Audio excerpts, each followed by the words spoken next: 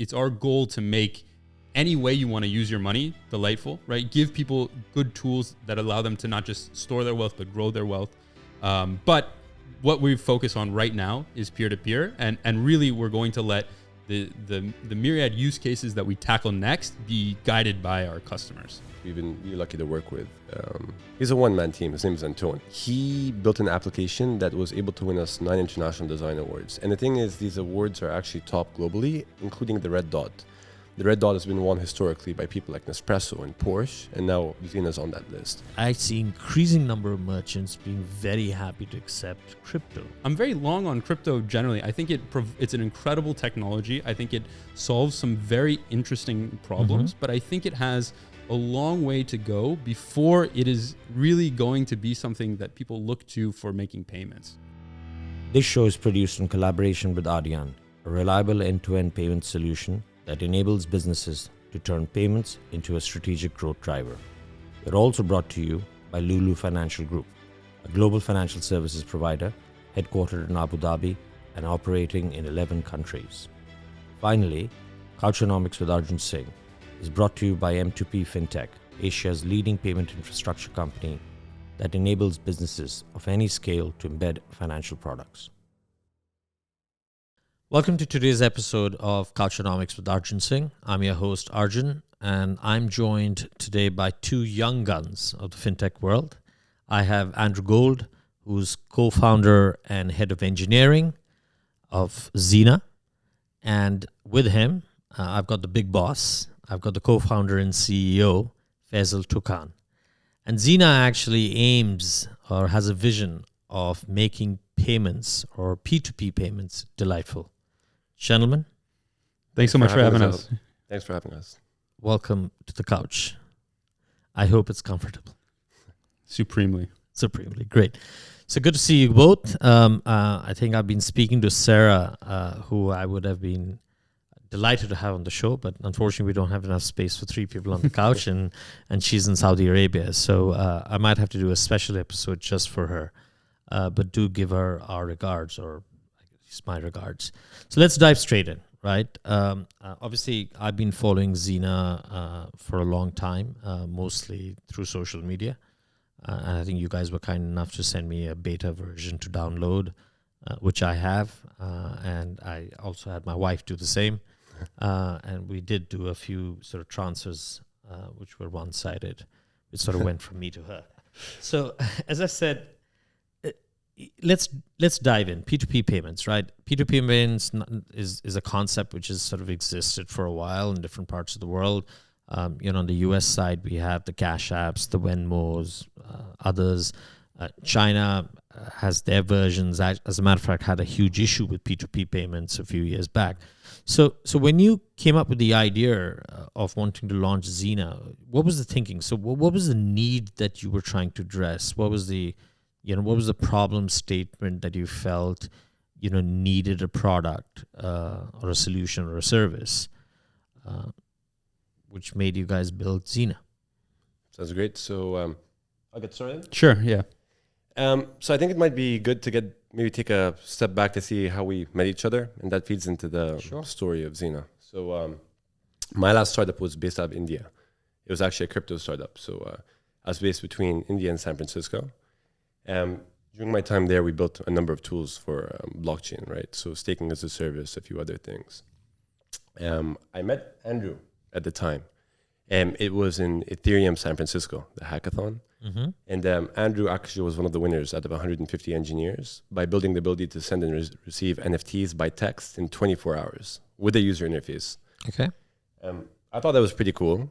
I did not say hi to him at the hackathon. I was like, that guy's pretty cool on stage. But then after that, I bumped into him by coincidence in a dinner. What ended up happening was, if I think someone's smart, I tend to be very persistent and ping them constantly. So Andrew worked at Coinbase at the time. I went weekly to the Coinbase offices and asked him and his friends, basically what's going on in the crypto space, right? What protocols were the most promising? We looked at stuff like Grin, privacy tokens, a few other things. What came out of those conversations was basically what came to be Ziina, right? And at the time, I remember me and Andrew were heavily discussing, what's the name of the Facebook project? It was called Libra at the time. Libra. Yeah. Libra. What was it started with Libra, right? And then became something else. Or did it start with something else? Novo, something like Movi, that. yeah. Now they're selling it. Yeah. But that being said, the entire conversation kicked off from that point. And it really is a great idea, what they came up with. Of course, regulation backfired. But we started brainstorming that idea. And at the time, Sarah was on her own fintech journey in London. She was attending fintech events by Monzo and Revolut. And me and Andrew kept on telling her crypto, and she kept on telling us no, fintech first and then crypto, right? And her being the product person, she's usually right. So what ended up happening was the evolution, the main use case we saw for crypto, especially in MENA, and I wrote a small white paper about this with the help of Andrew and Sarah, is instant payments, cross-border with easy on-ramp and off-ramp, right? And that means making instant settlement no matter where you are, if you're in Egypt, if you're in Saudi, or if you're here in the UAE, right? Of course, ideas are great, but when you put them out to the wild, they tend to change up, right? And what ended up happening is Sarah, like I said, won out, and we decided to start with the fintech route. So building a product that serves a purpose, and then baking crypto into where it makes sense. The first product, as we conducted user interviews, ended up being peer-to-peer payments. It's the most pressing need by far in the UAE, right? And I think everyone feels it, and everyone that's listening to the podcast would understand that. And eventually what we realized through that, we hacked together our first prototype in 2 months. I think Andrew spent a week doing hackathon mode. I think he slept 4 hours in a row for 3 days. Right? We were busy. Yeah, we were busy during that time, but Reid Hoffman has a great quote: if you're not embarrassed by your first product, you've launched too late. We were happily embarrassed with our first product, but even after that, launching that product, we saw thousands of people sign up and thousands of people use it, which means that this is a need, right? So we decided to double down on that. It's been quite a journey since. We've launched our new product, which brings us here, right? And that's kind of the journey of Ziina. That's the problem we're solving. And through this initial launch, we've realized lots of other cracks that we can solve for and make payments work for you versus against you, right? So starting with making payments delightful. If you're sending something to your friend, it should be a pleasant experience. You should take the awkwardness out of it. It should be something that expresses emotion, right, when you're sending a payment. And we want to really translate that into all facets of payments and fintech as well.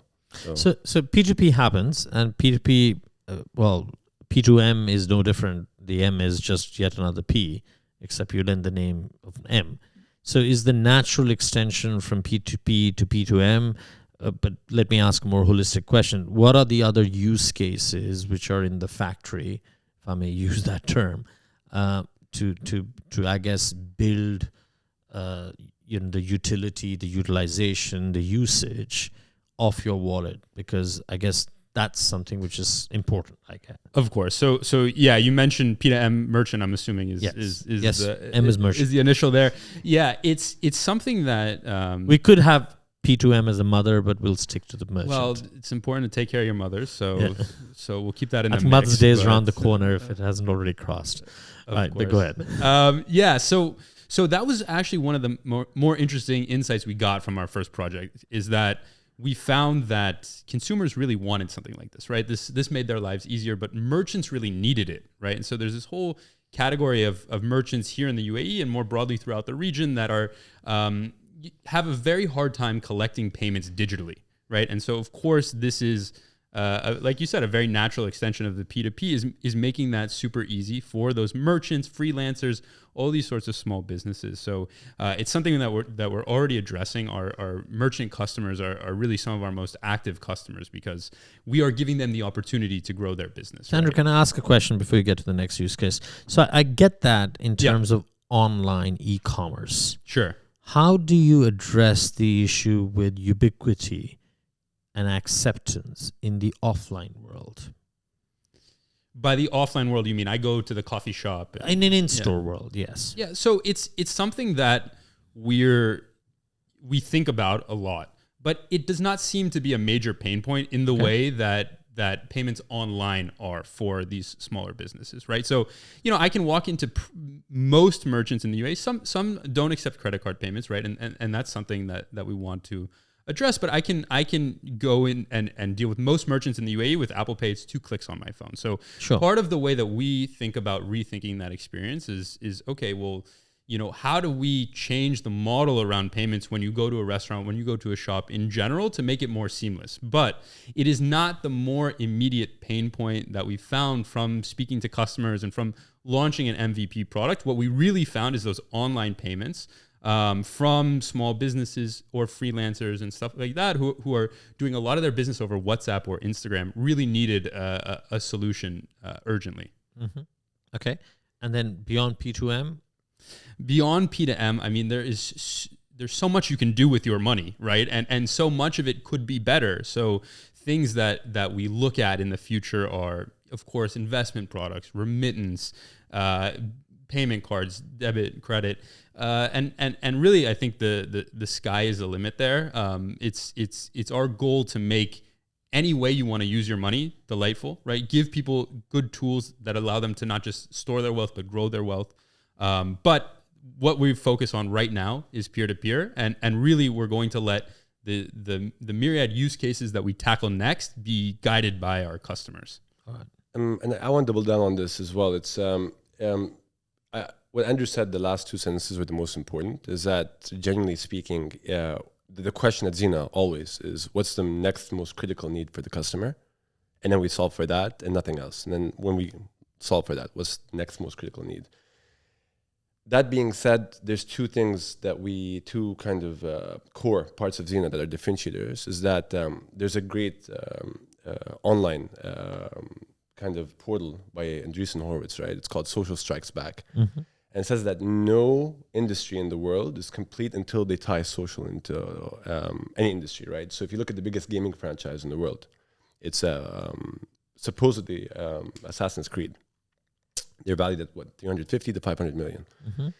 You have Fortnite come in, they tie a social component on top, they get valued into the billions, right? It's that network effects, it's that social pull, right? So something we have in Ziina, and this is kind of what we want to bake into every single product in the future, no matter what it is having that heavy social element, so that it all seems fluid and it all seems like a natural extension of yourself, right? Whether you're investing, so it doesn't look as transactional. It's a very tough challenge, and people at Ziina have been obsessive over the smallest details, but we've heard incredible feedback from our initial users that these details have paid off. So initial users, and only if you're willing to share, what is your typical demographic currently of people who've downloaded Ziina? And I'll ask the second question, and what have been your typical categories of merchants which have shown traction for Ziina? Yeah, so I think our typical user is really folks like ourselves. So we've started by using the product in our networks with our peers, distributing it amongst our peers. And so that was kind of our initial thesis, right? Is, Faisal and I both realized we use products like this all the time in the States. There are a lot of people like us in the UAE. Let's start there and see where it goes. Of course, we have seen adoption well beyond our initial networks with all sorts of folks throughout the UAE, but really folks, generally white collar professionals is kind of that core initial demographic. When you ask about merchant categories that we've seen, definitely there's been this emergence of these sort of almost micro businesses, right? So I have a passion for something. I set up an Instagram account. People engage with it. I realize, hey, I can sell those, cookies that I make, or those cool neon signs or whatever. So these are some of our initial merchants that have come on board, but also people, freelancers, right? Gym trainers, people running sports leagues and things like this. Seem to be the ones who kind of had the most acute need and really sought us out to solve their payment problems. Okay. So let's talk about, I think you mentioned differentiation or differentiator in the last sentence. Mm-hmm. So you're not the only one in the game here, right? I see there are multiple types of players entering the whole sort of payments, P2P, otherwise, but at the end of the day, they're in the payment sphere, mm-hmm. right? You obviously have banks who've launched certain wallets. One of the biggest banks here has one. You have telcos who have launched things in the past and want to double down on them and possibly reposition them and relaunch them. You have fintechs like yourselves, which might have come a little bit earlier or later in the market. I know for a fact that there are several retailers, large retailers, who are extending into embedded finance and by default then getting into embedded payments. But if they're into embedded payments, then their argument is, well, once we've solved for our own self, we've got a large customer base, so why couldn't you? So this plays for a market, and I'm fairly sure you have an expansion plan into other countries, but let's just taking the UAE, which is where you're currently playing. Payments largely is kind of winner take most sort of market, right? And especially when you have 4 million people here. That's my view. Could be wrong. How do you kind of compete and differentiate? So I'll kick off with answering if you want. Sure, yeah. The way I usually like to think about this is that it's not. First of all, in my eyes, there'll be 2 or 3 winners. They're going to be different flavors, right? So you're going to have retailers are going to have the retail spin on it, right? And they're going to leverage their core strengths. You're going to have maybe a super app that's going to leverage their core strengths. But yeah, there is limited scope, right? Saying there's 10 players is not realistic. So that brings us to what are we leveraging in Ziina? So I'd like to reiterate the first point we did is that we're baking social into Social everything, commerce, right? yeah. Social, yeah. Social payments, social commerce, that delight, right? And as Apple have shown back in the day when there's the PC wars, is that kind of focus on user experience and delight, and it will pay off. But beyond that, I think a few different answers, right? So it comes at a number of angles. Is that at Ziina we're focused on building everything in house. That does seem to be a differentiator when we've spoken to a number of people here. So all of our engineers are here in the UAE. Our product team is here in the UAE. Our engineering team is here in the UAE. If you walk up to our office, the entire team is there and present on the ground, right? And what that's actually resulted in is that the speed of development of Ziina has really kind of has impressed a number of people across the board. And what usually would take a certain company a month or 2 to ship, we've been able to deploy in a week. And this doesn't show instantly as a result, but what ends up happening is that the iteration leads to quicker developments of Ziina. So I think even our beta application has evolved, I think, 3 times so far since we launched, right? And that's all because people are on the ground iterating constantly on one specific use case. I'm going to comment about barriers to exit. It's a word I use all the time that we use in Ziina. And what that means is basically once people are involved in your ecosystem, right? How do you get them committed to the ecosystem? How do you get them to feel some sense of loyalty, right? Because, for example, with ride hailing, what the problems they had is that back in the day, they've overestimated their network effects. Uber did, right? And a number of people, VCs did, investors did. And what ended up happening is I was in the US at the time. I'd open up Uber and Lyft and be like, which one's cheaper? Right next to each other, right? And the question is, how do you translate that to payments, generally speaking? Because it's going to become a commodity very quickly. Mm-hmm. Network effects will play in your advantage, but soon after that, you can lose that advantage pretty quickly. And that's what we're solving for at Ziina in a number of ways, including social. And I'm going to stop at that. But Andrew, if you want to go ahead. I think there's just a few things I would add to that. So in speaking about the landscape, you mentioned, there's a lot of people who do this and now want to do payments, or who do that and now want to do payments, et cetera. And I think that rarely is a market won by a side project, right? This is what we get up and eat, sleep, breathe every single day. Is this focus? And so I am far less worried by companies who have decided that they want to embark on this endeavor as a side project. I think that the other element that we bring that we try to differentiate ourselves with is really embracing being a local product. So you look at a lot of startups globally, a lot of startups here in the region, they could be from anywhere, right? And they really, I think, rely on a kind of Western style. We're saying, look, we're a product here in Dubai, in the Middle East, and we really want to embrace that in sort of the craft of everything that we do. And I think this is maybe a little bit less tangible with consumers, but we believe that this is going to give us an advantage when folks have to choose a product. Yeah, I want to add actually even more to that. The local part is so big. Thanks for bringing that up. big shout out to our design and product team, right? Because they've done an unbelievable job of taking basically local beauty, local art, local culture, and translating that into the application. So our design team, who we've been really lucky to work with, he's a one-man team. His name is Antoine. We can literally say his name right now, but unbelievable guy. He built an application that was able to win us 9 international design awards. And the thing is, these awards are actually top globally, including the Red Dot. The Red Dot has been won historically by people like Nespresso and Porsche, and now Xena's on that list. And the way Antoine has kind of devised Xena is that he's taking what he thinks is basically Tesla and Nike, an inspirational brand, and combining it with Middle Eastern culture. That way you're able to propel culture on the back of technology and really drive the entire region forward, right? We're a local brand that's championing for the local ecosystem. I get that. I'm going to come back to your point around competition, right? Sure. So, side projects. Yep, I think I maybe I was wrong in calling it a side project. It is an extension of their business models. Okay. Right, and I think some of them will treat it like a side project. You're correct. Others will reinforce proper teams. Mm-hmm. But let me ask a question here. Have you guys explored talking to these more established players and say, let's collaborate and partner? Because without doubt, you guys have the expertise, you have the vision, you have the drive, you have the youth, right? I'm not suggesting there aren't young people on the other side. Sure. But have you explored going to some of these bigger players and saying, let's partner up?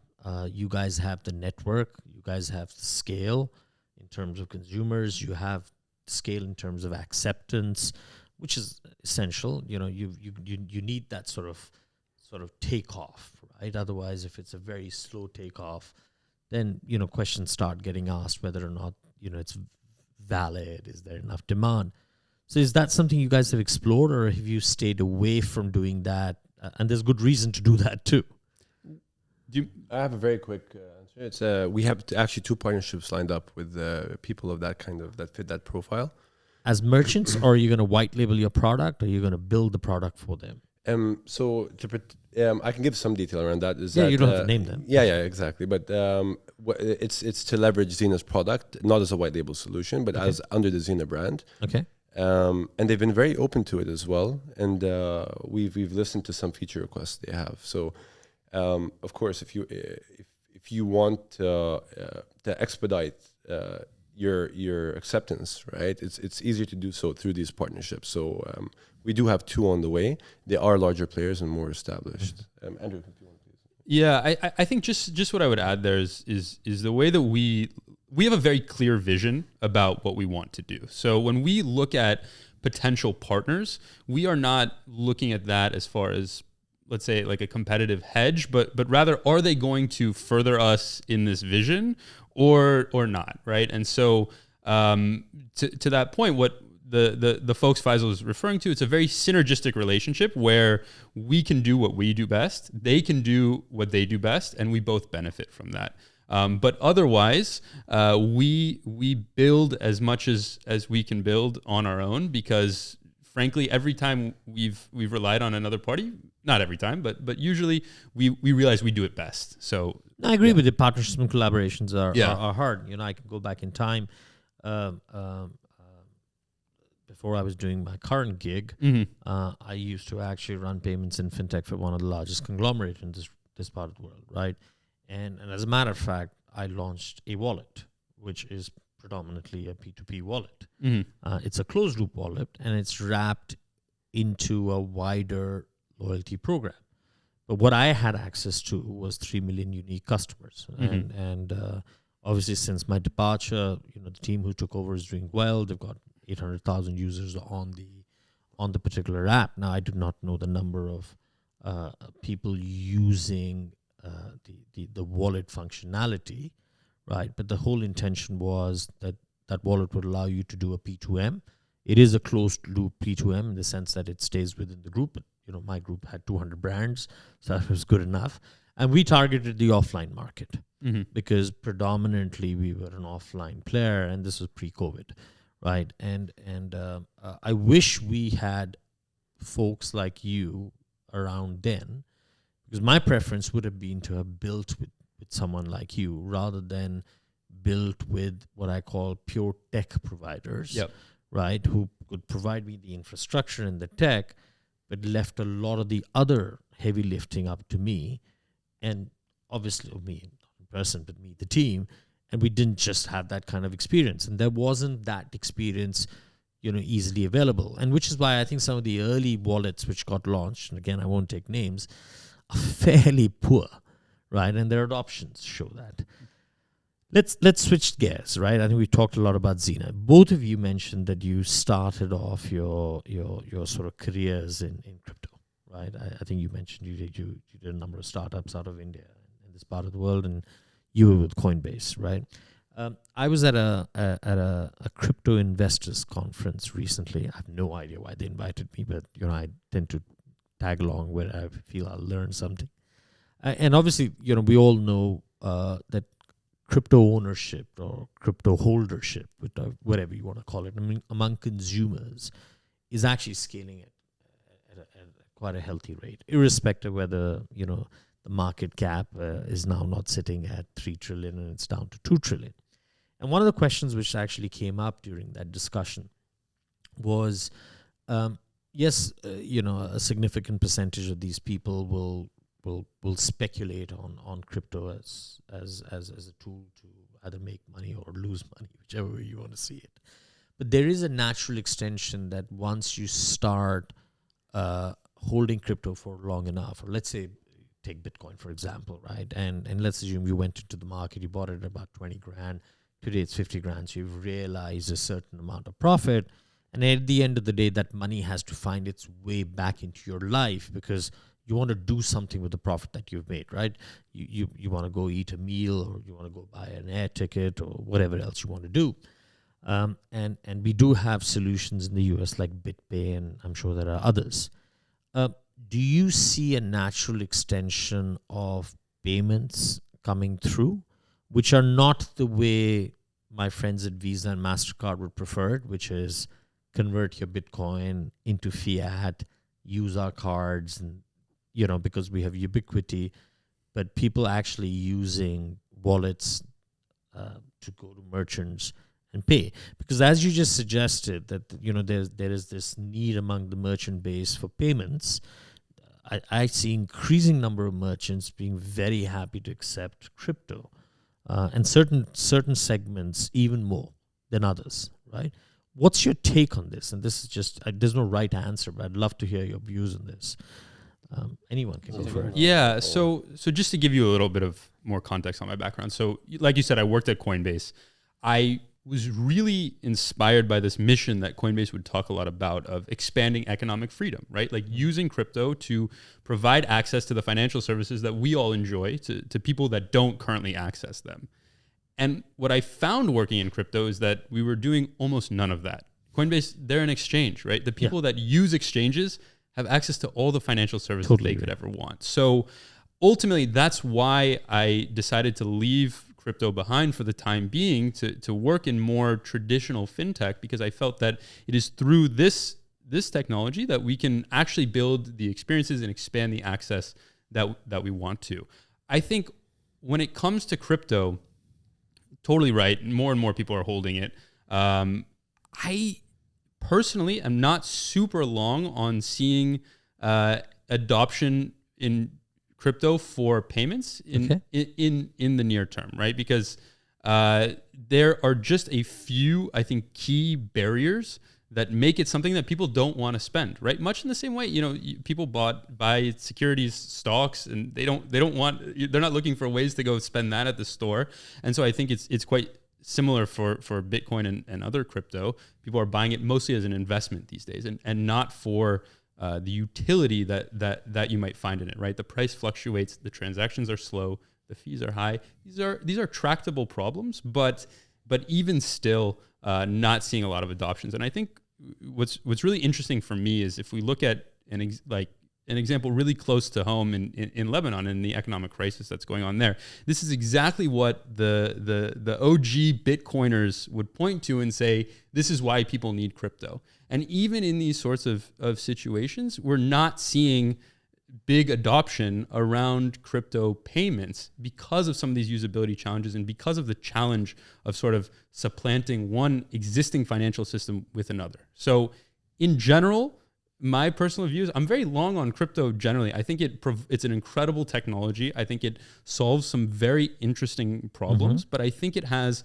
a long way to go before it is really going to be something that people look to for making payments. Beyond buying NFTs.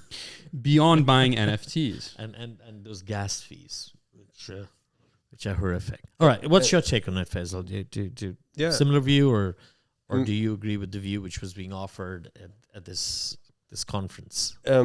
Similar, and I think it just traces back to the word of accessibility, which leads to adoption, right? What we're seeing, if we're looking at the theme of wallets globally, right, and Ziina out of the picture right now, is that Cash App, for example, started off with peer-to-peer, cards, investing. They then introduced Bitcoin investing. And Jack Dorsey gets a lot of heat on Twitter, my view irrespective, right, about just being Bitcoin fundamentalist and basically ignoring Ethereum, smart contracts, all of that, right? That being said, they plugged Bitcoin into the ecosystem as an investment vehicle first. And then what they did is the second evolution in Cash App is they said you can now send and receive Bitcoin. So peer-to-peer payments on the fiat level and now on the Bitcoin level. So what Cash App have done is through their ecosystem have enabled peer-to-peer payments, including the most important part, which is the ability to cash out and cash in, turn it into real currency, right, that people value. Within the ecosystem itself, there's still a lot of friction. Is it Is it Ethereum? Is it Bitcoin? Is it Terra? Is it a stablecoin? Is it Luna? Right? Is it Stellar Network? Yeah, but I've got a simple view on that. I always say let's start the conversation with Bitcoin. Bitcoin has 50% of the market cap, right? So by default, that's kind of where the money sits, right? But not suggesting that Ethereum could. Bitcoin has a huge issue in terms of the speed of authorization, right? It could take as much as half an hour to an hour. So I do understand it. But if the P2P argument works, right, for Cash App, and maybe Ziina wants to launch it or not, I'm not here to ask the question, then the P2M argument works too, right? And that's the question I have. So do you think this mindset, and I do agree with you, I think I lean to your argument, which is people still see crypto more as securities than as something which is currency, right? Which I could. But then increasingly I see people being enabled, right, by the likes of Cash App. And I think that, to me, is, and I'm sure there are a number of obstacles, as you said, or challenges, which can be overcome. But as more and more of these apps, Ziina being one, allows individuals to do these P2P transfers on crypto, do these P2M, I'm an old guy, right? But there's a concept that I learned when I was 20, and it's a long, long time ago, which is something called latent demand, right? And latent demand is something which I think, Steve Jobs was a master at, which he said, customers don't always know what they want, right? Offer them something, and, sometimes you get them thinking about stuff that they had never imagined. You don't see that happening in the short term. I just wanted to do. No, go. Either one goes. Yes. Yeah. So customers don't know what they want, and there's always a quote that people like to use, the Henry Ford one, where if people ask what I want, they say a faster horse. Customers don't know what they want, but they know what their pain points are. Yeah. And that's the second part of the sentence that people need to triple underline, right? And for example, Steve Jobs initially, when they actually pitched the iPhone internally, just so people know, is he said, "Who the hell wants a phone?" Right? So he went into the customer pain points, and they saw that this was a use case and a need. So the question is genuinely, if and this is a question I'm going to throw back, is that if Ziina today gives you the ability to send peer-to-peer payments with fiat, and then someone comes and says you can do that with a stable coin, would you? What's the difference? Would you? Stablecoin would be easy, I would imagine, right? So I think I think that's where the adoption might start. the way we look at it is a tool. So to Faisal's point, what do people care about? They don't care, is this a crypto payment or is this a Visa payment? They care, is this payment fast? Is it cheap? Is it easy? Etc. Right now, crypto payments are not. And I think to the crux of your question around P to M payments, for a lot of merchants, okay, now I'm holding this crypto, but I got to pay my employees and I got to pay the supply, and I got to pay my rent and all these things. And maybe your landlord will take it and maybe your employees will take it. But ultimately, until, like I said, we've sort of supplanted one financial system with another, you have to have these on and off ramps. And these are typically high friction points to the point where it turns people off from this stuff. So I'll give you a few examples. There is a cafe right around the corner from my building that I noticed right when I moved to Dubai, because they had a big sign on the door that says, "We take Bitcoin." And I got really excited because Which cafe is it? Can we give them a plug? I will not give you their name because their food is terrible and I don't want to publicly shame them. But I still went because I was like, this is cool. They take Bitcoin payments. This is right up my alley. And I went and I ordered my meal and the check came and I said, I want to pay with Bitcoin. And the waitress said to me, sorry, we can't. Bitcoin is down. And I said, what do you mean Bitcoin doesn't go down? And so I think that there's just a lot of these key friction points. I'll tell you something else. So when I worked at Coinbase, I worked on the Coinbase wallet product. And this is our decentralized app browser. And you can access all these decentralized apps. And so at the time, we were really excited about a new app that came out that's now one of the more blue chip dApps called Compound, which is a decentralized money market and allows you to earn good interest on US dollars. Right. And so at the time, you could make like 10% interest on US dollar stablecoins using this product. Wow. So I'd go to a friend and I would say, hey, do you want to earn 10% interest on your dollars? And they would say, of course. How do I do it? And I'd say, okay, you have to go on Coinbase.com. You have to KYC. You have to buy Ethereum. You have to wait 2 days. You have to transfer that Ethereum. You have to exchange it to a stable coin, but keep some Ethereum so that you could pay the gas fees. Then you have to go to the smart contract. You have to sign a transaction authorizing. And the audience's eyes have glazed over. Right? Tell me about it. When I first opened my MetaMask account, a wallet, it was not an easy journey. And by the time I was done, they didn't care if it was 100% interest. It didn't matter. It was so painful. So lost interest. I think, what do people care about? They care about being able to earn good interest, right? So if we can provide that to our customers in some way that is sensible, regardless of if that's a crypto product or that's a fiat product or whatever, then they'll want it, right? Oh, and to add to that, there's 2 startups in the US that are fintechs that are actually using these kind of products to serve. So to provide higher interest rates that are so Current in the US, digital bank, and Ramp have built out treasuries based on DeFi to provide those superior returns, but the customers never know it. They never know they're interacting with crypto, right? And that's the brilliance of it. Right. So my last question, and we can obviously edit this out of the show. Oh boy! If you want to, no, it's not that exciting. I do want to ask it because I think you guys have an opinion, and that's usually quite refreshing. CBDCs, right? So put Bitcoin aside, put stablecoin aside. Now we're talking to, I guess, the stepsister or the stepbrother of the fiat currency, because the government or the regulators involved. Do you see CBDCs come into this part of the world anytime soon? And in the consumer world, or do you think it's going to come out and largely be a B2P play initially, and we're a good 5 years away before it actually touches the consumers? I think that central bank digital currencies, it would be hard for me to speak to their timeline, right? That like, when is it going to happen? I don't know. I do hope that it does, though, because I do think that central bank digital currencies are really kind of the key gateway for crypto to become something that's really accessible mainstream, right? I think it solves potentially a lot of the key problems while retaining some of the key benefits, which is like I can hold any amount of currency that I want digitally. So when will it happen? Ultimately, that is at the grace of the governments in various parts of the world, and I just cannot speak to their timelines. But I eagerly await it, I'll say. Okay, and you don't have concerns with privacy. So the thing is, nowadays, I don't think privacy is really an option. You don't have it, right? That being said, and it's, of course, you have apps like Apple, and you have companies that are pro-privacy, right? And there's a lot of technology that's working towards that. But that being said, especially when it comes to fiat money or to money, right? And it's highly traceable.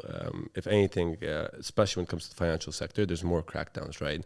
You have companies like Chain Analysis that are fully focused. And if anything, crypto and blockchain, with the exception of privacy coins, are 10 times more traceable than cash and fiat, right? So the general direction is heading towards there.